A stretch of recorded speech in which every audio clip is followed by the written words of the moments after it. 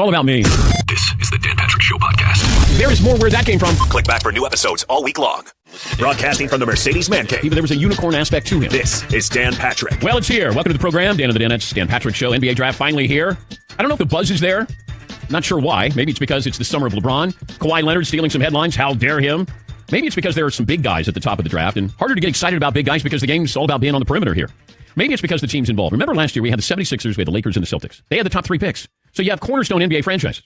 2 of the 3 are good teams. This year you have Phoenix, Sacramento, Atlanta, and Memphis. Pretty far away from being in contention, but regardless of the hype or lack thereof, it's an intriguing draft. There's talent, not a lot of certainty. Some teams are going to swing and miss, and some are going to hit it big. So I can't wait as the commissioner gets ready to take center stage coming up tonight. But I will caution you, because unlike the NFL draft, when you look at the NBA draft, we see potential and we love potential. But you also have to understand, some of the players, there'll be 2 or 3 players taken in the top 10 who are 18 years of age. By the time they develop, when they're 22, they could be a bust at 19, 20, or 21, and then all of a sudden you go, wait a minute, I thought that guy didn't get any playing time, or he was on a bad team, and then all of a sudden they emerge. Because if you look at an 18 or 19-year-old, and I hand you $3 million, what does that do to you? Just imagine if you have an 18-year-old son, and you give him $1 million. Is he more motivated, less motivated? Does he think he's made it? Trying to figure out, trying to project, trying to handicap is really difficult with the NBA. And really, there are guys who follow this. You know, Jay Billis follows this, and I trust what Jay says, but there are times when Jay will fall in love with somebody, and it just doesn't work out. Guys can play, but they can play at a college level. Can you play at a pro level? Can you be a professional? And that's what it comes down to. Do you want to be great? Do you want to get better every year? If you look at the list of guys who are legendary, top 50 players, it felt like they were adding something to their game. There are guys who, they get to be 18 or 19 or 20, and that's as good as they'll ever get. But then that's as good as maybe they want to get, because you have to put in the work. Anthony Bennett at UNLV could play, but did he want to be great? Was he at the wrong size? Was his game the wrong game at the wrong time with the NBA? But there are guys that you look at and you go, that guy can't miss. I feel like this is more of, who do I know can play? I don't want to swing and miss on Michael Porter Jr. because he's got a bad back. Although, when he was coming out of high school, there was the discussion, argument that he could have been the number 1 player taken when he was coming out of high school. And then he goes to Missouri. I don't know much about him. But the guys who do their job, this is their job to know about him, somebody's going to get it wrong. Somebody's going to get it right. And that could be, he's either really good or he's a bust. But that's what happens with the draft. We get caught up in this. Why is it that we, in a game where it's about the perimeter, you have guys who are predominantly low-post guys? You know, maybe they foul line extended. They're going up top. You know, Bagley has range. DeAndre Ayton has some range. But this is not about how tall you are. It's how you play at that height. Because you can be 6'2 and be great on the perimeter. You can be 6'2 and not be a great perimeter player. But I got Kevin Durant, who's 7 feet, who plays on the perimeter. Porzingis is 7'3 and plays on the perimeter. So it's not your height. It's how you play with your height. And those are some of the things that I'm factoring in as well. And watching a lot of these shows, and this is the same thing with the NFL draft, you'll go, man, I'm starting to really like that guy. Because when we show you their highlights, that's what they are. They're highlights. And I really believe that you should be showing what they don't do well just to give us a sense of the full package that you get. And that doesn't mean you skew negative, because you know how I feel about that. I feel like we overthink these things. You know, I heard this 50 times, it felt like, in the last week. Yeah, but Trae Young can't play defense. Okay. Steph Curry can't. Steve Nash couldn't. Now, those are top-end, Hall of Fame, greatest point guards of all time. But we get caught up in that. Now, if you say the ratio of what Trae Young is going to give you to what he gives up, and it's not a good ratio, okay, then we can have a discussion. But I think sometimes we look at these highlights and go, man, that guy, he is athletic. Man, he never misses. Boy, that's a great pass.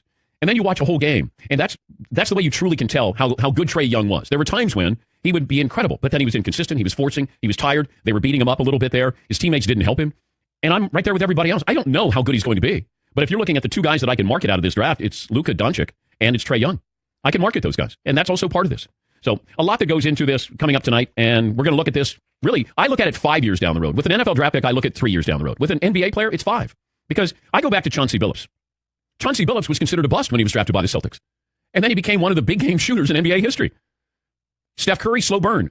You have to let them develop. And in particular, an 18-year-old. Jaren Jackson Jr. is 18. He should be going to his prom. Kevin Garnett, when he first came out, 18, 19 years of age. And you're going, okay, not everybody's like LeBron. And even if you're pinning your hopes on your team, drafting somebody going, we're going to get a franchise player, think again. How many sure things have we had at the top of the draft where you go, that guy can't miss. That guy is, what we built our franchise around. Shaq was one of those guys. LeBron, obviously, one of those guys. Tim Duncan. These guys were a little bit different. It felt like they were a little bit more men than an 18-year-old going. That's what's mind-boggling. You're 18 going into the NBA to play against men. We're going to give you money. You're going to be on the road, maybe on your own. Hey, we want you to develop into something great. Gary Parrish is a guy I have great respect for. He works for CBS Sports, a college hoop analyst, and has some great insights into the draft. Gary will join us coming up. Chris Mannix will stop by, Yahoo Sports NBA writer. Are there any trades tonight? I wanted to keep an eye on if there are any trades that San Antonio might be interested in. Let's say San Antonio got Sacramento to go. We'll give you the number 2 pick for Kawhi Leonard. If I'm San Antonio, yes. Yes, sir. Thank you. Take it right away. Because if Kawhi is telling everybody in 2019, no matter what happens this next year, in 2019, I'm going to be in Los Angeles. get what you can get, and Greg Popovich goes out, it's a last-ditch effort. It might be one of those that you want to find out if it's final. Like, let's just talk and make sure that I know where you are and where I am, and if you're over us and you want to move on, great. All right, then we're going to do our best, but understand we're going to do what's best for us, Kawhi, not what's best for you. And then what happens after that, that's up to you. But understand, we'll treat you with respect, but we have to do something that's best for our franchise. So those are things that I'm curious about when it comes to the draft tonight. The Grizzlies could be shopping that 4th pick. And also, why is it nobody wants to play in Memphis? Is it the team? Is it the city? Is it management? Is it coach? Is it why? You got guys who say, I don't want to share my medical information with Memphis. Dan Wetzel of Yahoo Sports said, why don't you want to play there? Now, it is a small market. It's one of the 2 smallest markets in the NBA. But they've been pretty good. 8 of the last 9 years they make the playoffs. But if you look around, Russell Westbrook's a star in Oklahoma City. Anthony Davis, star in New Orleans. LeBron's a star in Cleveland. Does market size really matter, is what Dan Wetzel was pointing out.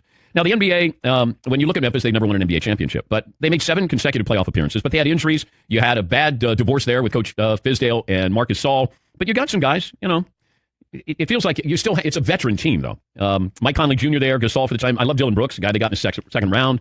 But if you get a young guy in there, still seems like a good place to play. I'm not sure what it is about Memphis. I understand Sacramento because of the uncertainty there, leadership there. They have no history of winning, at least in the last, 15 years. I would be nervous about going into Sacramento. But Memphis, unless, it's going in to play for a veteran team. But is it agents who are saying this to their clients, or is it Mo Bamba who says, I don't want to go to Memphis? What does Mo Bamba know about Memphis? That almost feels like it's an agent saying, no, we don't want to go there. And Mo Bamba's not the first guy to do this. So I'm not singling him out other than he's the latest to do it. But you have players who've done this down through history, whether it's quietly through their agent, but it does happen. Dan Patrick Show brought to you by Farmers. They have customizable home insurance packages. They offer coverage options that you can tailor for your home turf. At Farmers, we know a thing or two. We've seen a thing or two. You can discover home coverage options and more at farmers.com. We'll come back. We got a poll question for you. 877-3DP Show. Email address dp@danpatrick.com.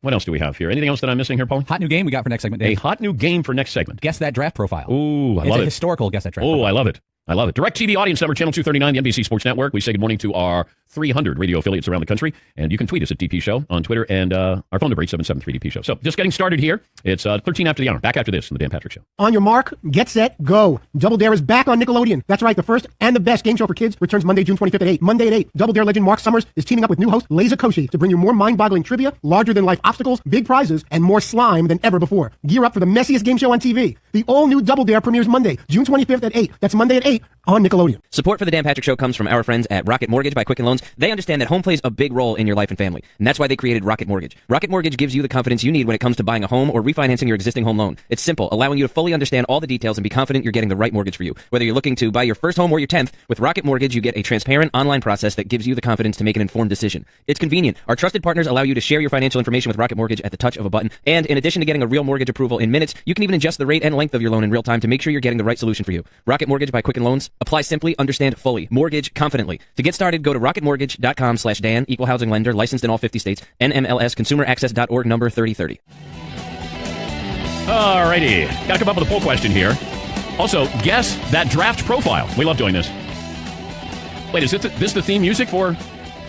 No, wait, it is Iron Maiden. Oh, okay. I got other music for you, though, if you want. Oh, okay. Gary Parrish from CBS Sports, their hoop analyst, will join us coming up here in a moment. I had root canal surgery yesterday, and you would have thought that the Danettes would be very sympathetic because, when you have root canal. And, I said, I don't know if I need any Novocaine. Let's just go in there and feel this. And then I quickly said, no, I'm going to need to be numbed up. So I got out of surgery, because it is surgery, Fritzy. And It is surgery. Yeah, minor surgery, whatever. I call surgery. Yeah. So I get out, and then procedure. Paulie goes, just let me know. You can just text me if you can't talk. So I gave him a thumbs up emoji. And then all of a sudden, the Danettes just unleashed hell on me. Paulie? The first note, we have a group text that we do. The first note is very thoughtful from Todd Fritz. Heal up fast, bud. I'm sure it sucks. Empathetic. Yes, very. And I was like, okay, well, thank you, Fritzy. Even though you're not being sincere, it was still nice to get it. Next text from Andrew Perloff. Very thoughtful man. Should we get someone on from Root Sports to discuss this? Okay. Then I knew I was in trouble. Mm-hmm. And then I suggested maybe we go down and shoot some MOS, man on the street, down at Canal Street. Okay. Root Canal. Pithy. Yeah. And then Fritzy swung for the fences as only he can. Oh, no, there's more. Okay. Andrew Perloff. Maybe interview someone from the Panama soccer team, Panama Canal. Mm-hmm. Okay. And Seaton goes, or someone from Van Halen. Who sang Panama? Which, okay. Canal. Solid reference. Then I suggested that Rusted Root could be booked as a house band tomorrow. They are available. Sure they are. And then Perloff said, Dan's probably thinking, put me back under. And then Todd, with the capper, we could put the remnants in Tutankhamun's tomb in Egypt. Tutankhamun. Yeah. And then I followed up with how about Coach K tomorrow, because I thought the bit was over. Yeah, it was. I didn't respond to any of them. Not a one. Not one. Because I'm like, I can't even form words, and I'm not sure if I'm able to do the show today. And I'm trying to text these goobers, and I go, no, I'm not even going to do it. That text chain is us in a nutshell. It is us. That is absolutely who we are. You just wanted to see that I was going to survive, and that I would show up for work today. And if it had been any one of the Danettes, you would have been right in there. That's not true. I would have been right there. Lying. I am your boss, and I have to be a little more sympathetic, understanding. But you're also our bro. You're also our bro, and you like bro jokes. That is so... Yes, McLovin. You would have just been in there. You would have been leading the way. I might have. By the way, was Tooth and Common was that leaning towards Porkoff territory? I thought Todd took a major left turn with Tooth and Common. It was a little bit of a stretch. No, it was horrible. It was, and I told him this morning. I said, that was terrible. Like, I was giving you, open fire here. Go get me. And then you went there. There could have been so many other directions you could have gone in. I wanted to be part of it, and I wanted to do it in a timely fashion, and I'm like, Tooth and Common came up. I thought Tooth and Common was great. I mean, there were some other stretches in there that, Van Halen was a super stretch. I didn't think any of them were that good. Well, well, you're the victim of Root this. Sports. Okay, that was kind of funny. I got that. But then all of a sudden, not that funny. It was all right. All right, Dan Patrick Show brought to you by Mercedes-Benz Summer Event Man Cave. Go to the Dan Patrick Show app. You can watch and listen from inside the Mercedes-Benz Man Cave. Mercedes-Benz, the best or nothing. The lesson, though, for the youngsters out there who want to get in this business is you play through the pain. And that's what this is all about. So this could be sort of like Michael Jordan's flu game that I'm going to go through a 3-hour broadcast while still medicated. Let's bring in Gary Parrish, CBS Sports college basketball columnist, TV analyst, who joins us now. Gary, good morning. How are you? Everything's great. You okay? Yeah, you just play. I mean, once you throw the ball up, Gary, then I play. That's it. I've been through it, so good luck, but you'll make it through. Thank you, Gary. Thank you. All right, most likely to be traded tonight is who? I wouldn't be shocked if we see a whole lot of movement among lottery picks. I mean, you could see the Sacramento Kings taking somebody at number 2 and then immediately moving him so that they can move down to maybe select Michael Porter Jr. a little lower in the lottery. So while it's been a relatively calm past few days and weeks, I think now, because there's so much uncertainty, basically 2 through 7 or 8 or 9 in the NBA draft, that you could see any of these prospects walk onto a stage, put on a hat, and then immediately have to take that hat off and put on a different team's hat. I mentioned this at the start of the show. With an NFL pick, I give a 3-year window before you truly assess the value or if a team did well or the player. It feels like with the NBA, it's almost a 5-year window to be fair to them, because I would have looked at Victor Oladipo and said he was a bust. But now 5 years out, I'm looking back and Victor Oladipo, certainly not a bust. Anthony Bennett, we know, is a bust. These kids are 18 and 19, Gary. It's getting harder and harder to project how good they're going to be and when they're going to be good. Well, that's exactly the reason. It's because in the NFL, you're largely drafting 21, 22-year-olds, sometimes even older. And in the NBA, certainly in the lottery, you're usually drafting a 19-year-old, sometimes, and this will happen tonight, an 18-year-old. And so I always find it interesting that leading up to the draft, we're talking about these prospects in absolute terms. Like, this guy's guaranteed to be a star. This guy's not going to be much. And yet we're surprised every single year because as good as the people running these franchises are, and as much energy and time is spent evaluating the prospects, it's still very much a hit-or-miss game. You can look at any lottery from any year, and there are guys that we all thought would be great who just aren't, and guys that we didn't see greatness in them who turn into something relevant in the NBA. It's not easy doing the job that these people are asked to do tonight. The player with the least question marks is who? I think probably Luka Doncic, just because we've seen him play against grown men for years now, and he's flourished in every setting, and he's got an undeniable skill set of, he can put the ball on the floor, he can pass, and he can shoot. I know that sounds simple, but that is a valuable thing in the modern NBA. Like, can you dribble, pass, and shoot? If so, there's a place on the court for you. That's the key to the Warriors, beyond just having 3 or 4 of the best players in the world, is that they often have 4 or 5 guys on the court who can all dribble, pass, and shoot. And so I'm not certain that Doncic has got the highest ceiling, but I do think he's got the highest floor. There's just no way, barring injury, of course, that he's not going to be a relevant player immediately and for a long, long time. The player with the most question marks? I would say Mitchell Robinson. That's a guy who, if you and I would have been talking a year ago, we would have projected him as a lottery pick in the 2018 NBA draft. But he goes to Western Kentucky, enrolls, withdrawals, disappears. It ends up not playing college basketball. So there's question marks about his decision making and the people around him. But also, we haven't seen him the way we've seen Marvin Bagley or DeAndre Ayton in college. But he was talked about in similar circles through his prep career. So I think somebody late in the first round or early in the second round is going to be able to take a swing on him, and they could get a future All-Star because he is that talented. Or they could get a guy who's not in the league in 4 years because he does have those kind of questions attached to him. Talking to Gary Parrish, CBS Sports college basketball columnist, analyst on TV as well. Why do some of these players not want to play in Memphis? It's tough to deal with. I live in Memphis. I make it my home. So when you see one after another refuse to work out, refuse to provide medical, it does become a little interesting. But the 2 prospects that's been attached to, Jaren Jackson and Mohamed Bamba, I actually think if you look at their situations independently, it sort of makes sense. Their range is very small, and so they could either one go as high as 3 to the Atlanta Hawks, but they're not either one dropping further than 5, 6, or 7. And when you look at some of the franchises drafting in that range, it's the Dallas Mavericks, big market. It's the Chicago Bulls, big market, and also opportunities where they are going to be bigs in this league, and you can go into those other franchises and sort of be the focal point of that right from the jump. Whereas if you go to Memphis, particularly in a league where you can hardly play 2 bigs at all anymore, you're playing behind Marc Gasol immediately. So I think some of it is market size, some of it is the perception of the direction of the franchise, but some of it is those are 2 bigs who don't want to play behind Marc Gasol. So I understand it, even if I know it's frustrating for Memphis and the Grizzlies franchise. Where do you stand on Trae Young? I like him. He's got this one obvious, identifiable skill, and that's his ability to create shots and make shots. And so I understand the concerns. He's small on the small side. But I will say that though people continue to point out he's smaller than Steph Curry, that's true at this moment. But 19-year-old Trae Young is not smaller than 19-year-old Steph Curry. And he had a better freshman season at Oklahoma than Steph Curry had at Davidson. So I'm not projecting him to be the next Steph Curry because that's a 2-time MVP, 3-time world champion. I'm not projecting anybody to be that. But I do think that you put the ball in his hands and surround him with better talent than what he was able to play with at Oklahoma, and he's going to be a high-level NBA player. In fact, to circle back to the Grizzlies, assuming that DeAndre Ayton, Marvin Bagley, Luka Doncic are off the board in some order, 1, 2, 3, I would seriously consider Trae Young with that 4th pick, or seriously consider moving down to get Trae Young. I'm a believer in him. But I also think that we talk ourselves into draft prospects and we talk ourselves out of draft prospects. And certainly it comes down to this usually every NBA draft. Well, who's he going to guard? And if we said that about Steph Curry, which we did, and Steve Nash, which we did, at the top end of this, they couldn't guard anybody. But I need the ratio of what you're going to give me offensively to what you give up defensively. And Nash and Steph Curry, that ratio certainly leans in their favor. But with Trae Young, that's my big concern. Is he going to have enough upside offensively that I don't care how he is defensively? Where do you stand on that? I think he's got the skill set to do it, and he certainly, I think this gets glossed over sometimes. He did things at the collegiate level that literally had never been done by any Division I player. I don't care if you're talking about Steph Curry, James Harden, John Wall, doesn't matter. And so you're exactly right. If you're good enough on the offensive end, we're willing to deal with it on the defensive end. Evidence being James Harden, first-team All-NBA, Damian Lillard, first-team All-NBA.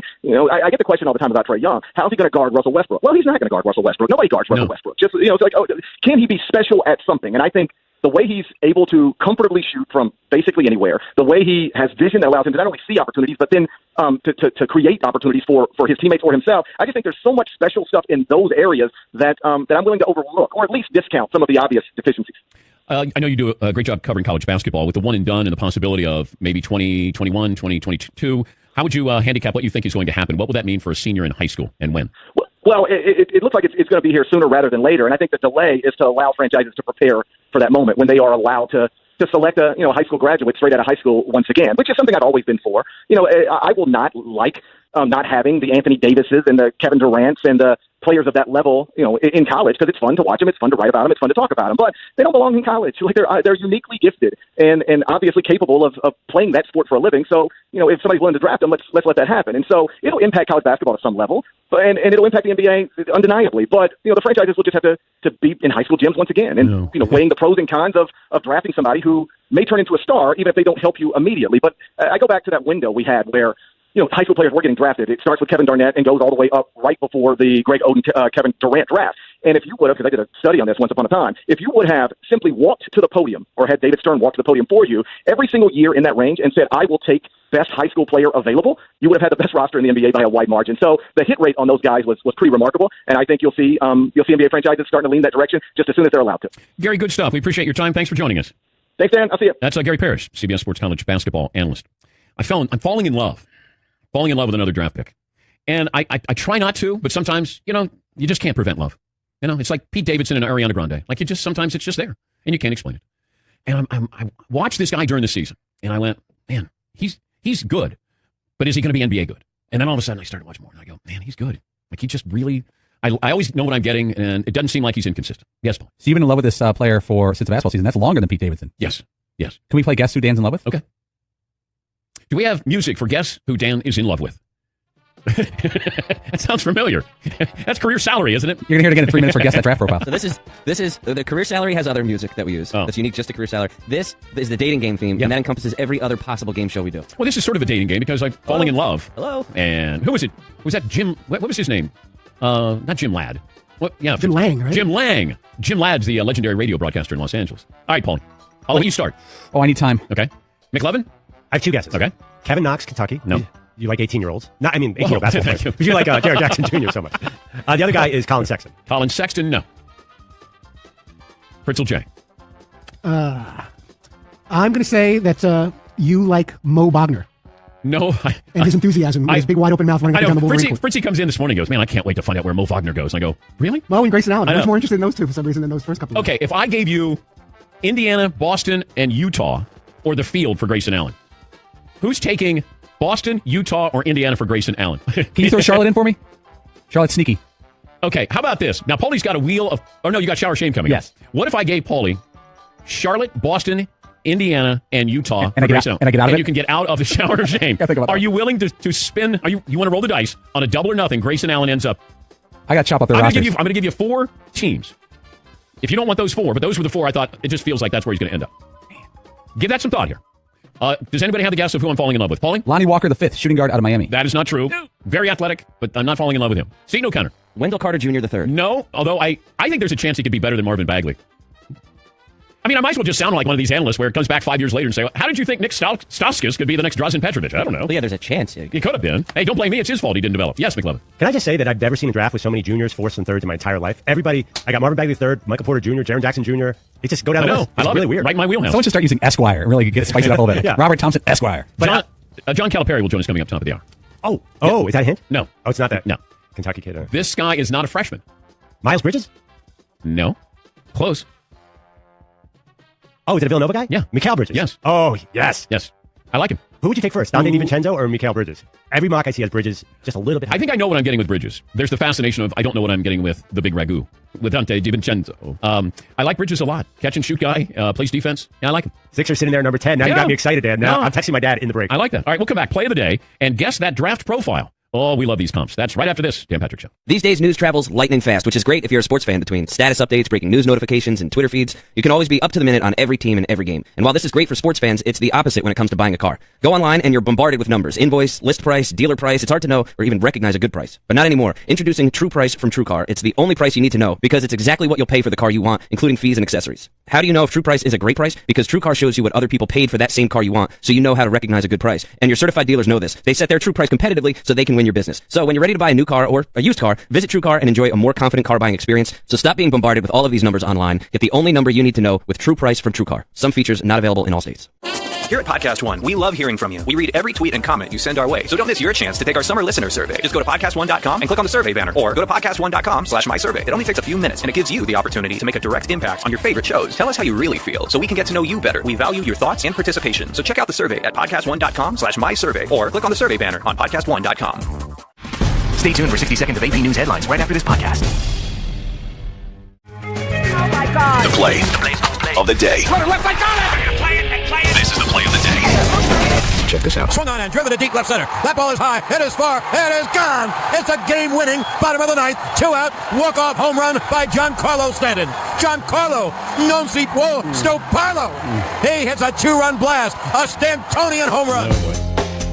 John Sterling with the call, WFAN. The Yankees last night over the Mariners. Play of the day brought to you by the Rogue Driver from Callaway. Jailbreak technology, setting a new bar in ball speed. The Rogue Driver is taking jailbreak distance and making it even more forgiving. Go Rogue with Callaway. Available at CallawayGolf.com and in stores. Callaway, Golf's new #1 driver brand. I was watching probably the first 5 innings of the Yankees-Mariners. I just wanted to see this Mariners lineup because the Mariners have played far better than expectations. By the way, let's see, give you the full background there. So the Yankees come back from a 5-0 deficit to win 7-5 on Giancarlo's 2-run walk-off homer. I think it was on an 0-2 pitch as well.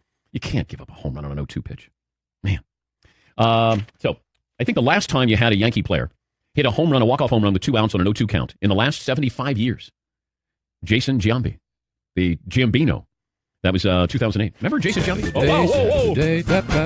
Okay. Got hit by the stat of the day wave. Continental Tire wants you to arrive to the game safely, so they remind you to take 5 minutes at the beginning of every month. Check your tire pressure. They've got the tire for you, no matter how you drive, where you drive, what you drive. ContinentalTire.com. John Calipari, the Kentucky head coach, will join us coming up. All right, here we go. Oh, by the way, I got a gift from Aha. I said that's my favorite, one and done. The band sent me, what I got, a book here. I got a box set of Aha. Hold on, let me walk over. Very nice. So, I'm not sure exactly what is, it's just a book, and I think there's a CD in there, but the Aha sent me this. Yeah, see? Is that like the kind of thing you don't want to open it up because it's going to lose all its value? Apparently. So I have this hermetically sealed. It's Aha. It's a 4 CD DVD, I had to hit the post right there, deluxe box set. You can't be in a bad mood when you hear this, right? Could you imagine if you found somebody who could be in a bad mood? Listen. See? Can't be in a bad mood. It's impossible. Actually, listening to this is very much like you could be singing the song. This is how you sing. Wait, I'm medicated here. I don't want to lose my tooth here after my root canal yesterday. Once again, thank you, all the well-wishers there. Everybody, I think Aha cared more about my root canal than you guys People did. can all get in line behind us, Dan, because we were first. Can't be in a bad mood with Aha. Nope. Just can't. Cannot. All right, here we go. Guess that draft profile. Paulie? Dan, we're going back to the 2012 draft, I think. Here's the draft profile on a current NBA player. All right. Try to guess that player. Okay. He was labeled as an undersized power forward without the athleticism and quickness needed to play small forward, otherwise known as a tweener. In the draft lead-up, one NBA expert said he was a questionable defender. Another draft expert said he struggles to stay in front of quick wings. He was too small to guard power forwards and centers, and too slow to keep up with players on the wing. Sounds like it's Doug McDermott. And it would be hard to keep him out on the floor as a starter in the NBA due to these deficiencies. Guess that NBA player. Well, then he must be a little better than Doug McDermott. Yes. Okay. Let me. Again, I think I know, and I think I know. Okay. Again, questionable defense, struggles to play defense in the low post and outside. Tweener will have a tough time staying on the floor as an NBA starter. Draymond Green. Draymond Green is correct. The NBA Defensive Player of the Year a couple years back. That was some experts said about Draymond Green. Some experts. He dropped to the second round. Yeah. I like when we have the comps, when you have the player comparisons. And I can't help but just seeing if it's like Grayson Allen is going to be the next Bobby Sura. Like it's always going to be a white guy that he's compared to. But then, there are certain websites that do their work and don't take the lazy, easy way out. Like The Ringer. The Ringer will look at it and you go, okay, this is who Luka Doncic reminds us of. And, it's not necessarily, he's a Keith Van Horn or a poor man's Larry Bird. Who did The Ringer have with Luka Doncic? Well, I had the Ringer list, by the way. They had Eric Gordon, Danny Ainge, and an expired O.J. Mayo for Grayson Allen. That strikes me. Wait. Is O.J. Mayo dead? I don't know what that means. Like when they say he's expired. I have no idea what that means. Okay. But by the way, I think they're trying a little hard to avoid the white guy comparison there. Okay. I mean, I don't think those are... Okay, Luka Doncic. Okay. James Harden. Whoa. Wow. Whoa. Manu Ginobili. Jumbo Manu Ginobili, by the way. Okay, so a larger Manu Ginobili. And Tyreek Evans. Kind of a wide range of players there. Man. I was watching our buddy Chris Mannix on TV last night, on Yahoo last night. Yeah. He said, and the guys with him, a souped-up Hito Turkoglu. Which I thought was great. And then they went on to debate, was Hito Turkoglu a great NBA player? Great? Well, would you want a souped-up Hito Turkoglu? I mean, it depends how souped up, I guess. Didn't he do a lot of different things? He was very good. Remember, he helped the Magic get the finals? But he wasn't great. I like that description of souped up, like it's a better version of it. A heavier Manu Ginobili. Yeah, like a melancholy Peja Stojakovic. What does that mean? Man, I'd take Peja Stojakovic. That's a deep shooter. He was a great shooter. People are having trouble with the Luka Doncic comp. It is all over the place. Yeah. But you're seeing him. I like when, we had Gary Parrish on and he covers college basketball. He said, Luka Doncic is the guy who has, that's the guy you can count on. And, he's playing against grown men. I still look at the European leagues and I know they're grown men. I don't know if they're great basketball players as grown men. It's good competition and you get veterans in there. But, I watched the highlights with him. I watched one full game with Luka Doncic. But there were times when he would do something incredible and then they would just sort of disappear. Like that's always my concern. How consistent are you? And he does a lot of great things. And he sees the floor too. And his shot looks great. He's got a little step back there and he can handle. He's a fun player to watch. Yes, McClellan. You're really going to enjoy the Ringer.com's Michael Porter Jr. comp. Do you want it now? Yeah. An athletic Keith Van Horn. An athletic Keith Van Horn had athleticism. Did he? Like, don't you have to have athleticism to get in the league? Maybe he's a more athletic. Okay, more. Yeah. Now this is where it gets confusing. Otto Porter Jr., who by the way his game is nothing like Keith Van Horn's, and Harrison Barnes. So Otto Porter Jr., Harrison Barnes, and an athletic Keith Van Horn. What does that tell you about Michael Porter Jr.? It's a crapshoot. He's also much taller than those guys. They're really interesting. Well, how tall is Porter? 6'9", 6'8"? He's listed at 6'10", but I've heard he might be closer to 7 feet. Yeah. I kind of viewed him as a Carmelo Anthony. That it just felt like it was a tall guy who was going to have range. But I haven't seen enough of him. I think I saw a high school All-Star game, and you can't derive anything from that. Yeah, McClellan. One more, and they put adjective. Marvin Bagley's a slim Zach Randolph. Is that fair to say? What is that? Is that nice? Oh, and he's left-handed too. Is that nice to say? Well, he's got to be able to jump higher. It's not nice to Zach, I'm saying. Like, are you calling Zach chunky? What's going on here? Yes, they are. Yeah, that's I think exactly what they're doing. To make a positive for Bagley, it's a negative for Zach Randolph. All right, John Calipari will join us coming up in 10 minutes from now here on the Dan Patrick Show. Hi, this is Ben Domenech, the host of the Federalist Radio Hour. We're a daily show coming to you 5 days a week from Washington, D.C., where we interview our nation's top journalists, politicians, authors, chefs, economists, entertainers, and more. If you're looking for a contrarian discussion on news, politics, or culture, give us a listen and subscribe at podcastone.com, the new Podcast One app, or at Apple Podcasts. Immigration fight. I'm Tim McGuire with an AP News Minute. House Republican leaders say they will continue working on a comprehensive immigration bill, even as President Trump says lawmakers should wait until after the midterm elections. House Majority Leader Kevin McCarthy says it's important that Congress address the issue now. Congressional Democrats continue to sharply criticize the president. Maryland Congressman Steny Hoyer. He is taking infant children hostage, wrenching them from the arms of their parents. Tacoma, Washington police, using DNA collected from a 12-year-old who was murdered more than 30 years ago, have made a cold case arrest. Police Chief Don Ramsdale says his investigators got the word earlier this week. The lab contacted us with a match between the original DNA and the sample collected from Gary Hartman. The 66-year-old Hartman is in custody, charged with murder of Michaela Ward. She was last seen riding her bike in 1986. I'm Tim McGuire.